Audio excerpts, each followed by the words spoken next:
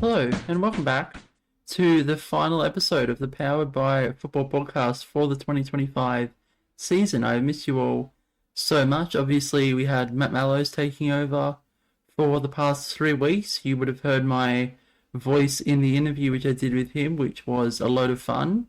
But otherwise, it was all him doing all the work, so it is nice to be back for one last little lap around the block before we wrap up this season. So we will get into today's games without any further ado. We've got some fun ones for you. So yeah, let's get into it. First game of the day saw the Newcastle Jets play the Western Sydney Wanderers in the championship. This saw some very good pressure from the Jets in the start of the match, just showing their growth over the season from some harsh losses earlier on. However, it would be Jay Meta to get the first goal of the game, pouncing on a clearance from the Newcastle defence to make it 1-0. Minutes later, and Levi Carrera would do the same, pouncing on a Newcastle clearance, making it 2-0 from an almost identical position. Wanderers were continuing to apply some good pressure throughout the rest of the first half. However, the score would end at 2-0 at the break. Upon the return of the match, there was a sideline early on, which saw Levi Carrera shoot, pushing the ball through the Newcastle wall, forcing an own goal, making it 3-0. Really clever from the young kid there, making it 3.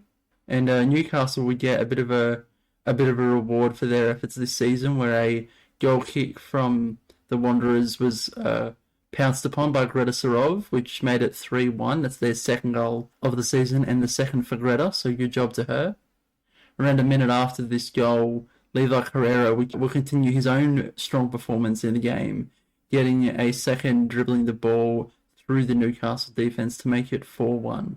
Carrera, desperate to get his hat-trick, pounced on a goal kick from the Newcastle Jets, but the post denied him and it was pushed out for a corner. But this didn't mean he wouldn't get his hat-trick. Levi would earn his hat-trick minutes later, dribbling around the Newcastle defence once again to make it 5-1. And that would be the final score of the Western Sydney Wanderers defeating the Jets on the final day, 5-1. Now, there was no premiership game for these two teams, as the Western Sydney Wanderers had a fair few absentees due to various reasons, including some still being in Europe after the Club World Cup. So that was an automatic 3-0 win to the Jets. Moving over to the second game of the day, and this saw Sydney FC and Hills United play each other in the championship. It was a very tight game, as noted by Blake, one of the support workers there who helped me out with this. I was out having some end-of-season lunch with the rest of the Wanderers, so I didn't get to see all of this game. A fair few 2-on-1s, he notes, from both sides, just having a bit of a tight game. Obviously, this is a first versus second affair. Sydney attempted to create, but Hills were doing really well to prevent Sydney from forming passing triangles. Bailey Pete's efforts working quite well, he notes. And at half-time, it would be 0-0 between the two sides. Much of the same in the second half, he notes, with both sides' defences holding strong. Sydney's defensive rotation of Cody Town and Riley Brown were working incredibly well, he states. The movement between goalkeeper and centre rotating incredibly flawlessly, and this flexibility and confidence were holding the Hills at bay. However, the Sydney weren't able to get a winning goal. That is the second game they've drawn all season, and the score was 0-0. Moving on to the final game of the day and the final game of the season, Hills needed a win to usurp the Western Sydney Wanderers in fourth, and they would have an uphill battle as Matt Mallows, the goalkeeper, was substituted off early due to issues with his battery. Sydney would score minutes later against the weakened Hills side with a nice ball from Fletcher Ball, which allowed Chris Suffield to tap it over the line. A yellow card was given not long after to Asim Sodhi due to contact, and a corner not long after saw Chris Suffield set Josh Ryan up well to double their lead. A really nice spin hit from him. Some strong passing sees Fletcher set up Suffield well short after to make it 3 for the Sky Blues. A really strong first half from them, and that would be the final score at half-time. 3-0 to Sydney FC. Daniel O'Brien makes his return to the court upon the return of the match after an extended absence due to spinal surgery. I interview him about this, so stay tuned after this match to hear about that. strong dribbling sees Fletcher ball weave around the Hills defence, and he made it 4-0, just nudging it over the line. A free kick for Sydney FC not long before the end of the match sees Josh Ryan waste a chance, but it wouldn't matter. Sydney FC defeated the Hills 4-0. Hi, my name's Daniel O'Brien. I am 16 years old and I play for Sydney FC. So Daniel, normally I don't do more than one interview for a person in the same season at least, but you've got a very compelling story that I want to help promote, help share at the moment.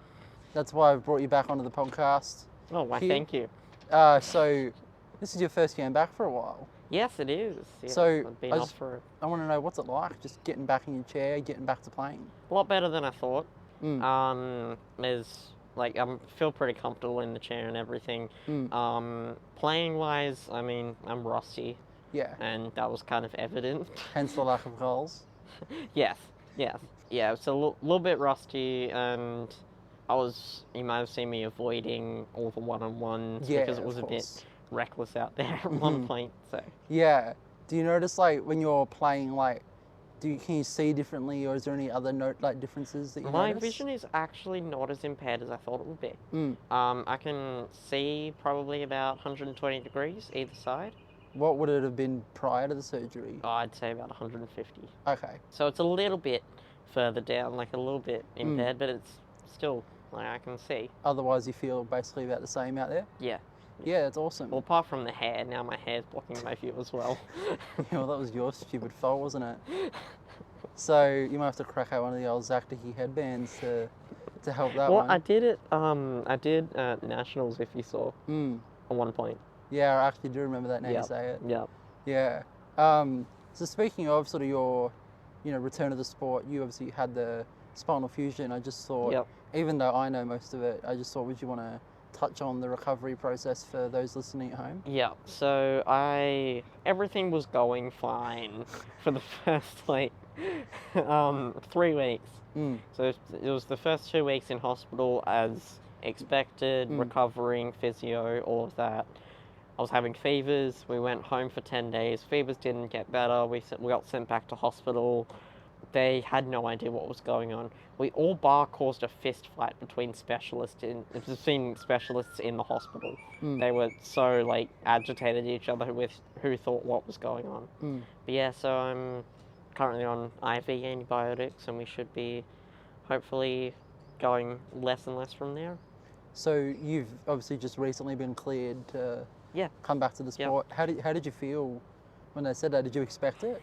Well, it's funny because we called the resident nurse of the specialist place thing, whatever you call it, orthopedics. Mum asked, is he allowed to go back to sport? And she said, as long as you don't fall out of your chair, we don't care. That's great. So here I am. That's really awesome. And, it was a really, really nice way for you to celebrate your return to the sport, getting a lot of fanfare from Sydney FC itself, from the higher ups there. I hear a new signing and a manager may have shown. What's it like just sort of getting that backing from the club when you play your games? Well, we've worked tirelessly to get this relationship that we do with the club, and it's really showing. Every, I'd say about 4 games, we'll have people show up and come show their support. And there's just so much support coming from the Sydney FC, and it's great. Yeah, it's definitely been a as much as I hate to say it as a Wanderer, it's been amazing to see the sport grow from your end. Yeah. And it's it makes you laugh when you see the amount of people that Sydney get to a game. It is amazing for the growth of the sport. So you're welcome. I do appreciate the growth of the sport in that sense. Yeah. So I think just before we wrap up, is there anything else that you want to touch on, whether it be about the game, about the support, about your surgery, anything? I guess I'm just happy to be back, and I'm sad that I waited till the last game to show up again. Yeah, well, it's better than not playing at all. Yeah. So can't complain, right? And just bigger and better next year, right? Yeah, 100%. Sounds good. Anything you want to say goodbye to the audience? Anything like that? Yeah. Thanks for listening, I guess. Moving over to the table and statistics for the championship, we'll start with the table where Sydney FC officially win the championship. They have 13 wins, 2 draws and 1 loss, sitting on 41 points. Hills United sits second. They have 11 wins, 3 draws and 2 losses, sitting on 36 points. Football St George sit third. They have 6 wins, 2 draws and 8 losses on 20 points. The Western Sydney Wanderers sit fourth with 5 wins, 3 draws and 8 losses on 18 points. And the Newcastle Jets sit fifth with 0 wins, 0 draws and 16 losses on 0 points. Now to the statistics, and incredibly predictable, but Riley Brown of Sydney FC won the goal scorers chart. He did not reach his goal of 30 for the season, rather hitting 28, so close for him, and hopefully he can get it next time. Second place is also Sydney FC's George Tiong. He got 15, and third place was taken up by Hills United's Lachie Ninham with 11. George Tiong won the assist chart for Sydney FC. He had 17 by the end of the season. Riley Brown for Sydney FC had 11 in second, and a two-way tie for third between Football St George's Finn O'Donovan and Sydney FC's Harry Simmons, both with 8. To the clean sheets, and Cody Town of Sydney FC won that. He had 11. Bailey Pete of Hills United sits second. She got 6. And a two-way tie for third between Football St George's Ollie McPhail and Hills United's Lachie Ninham, both with 3.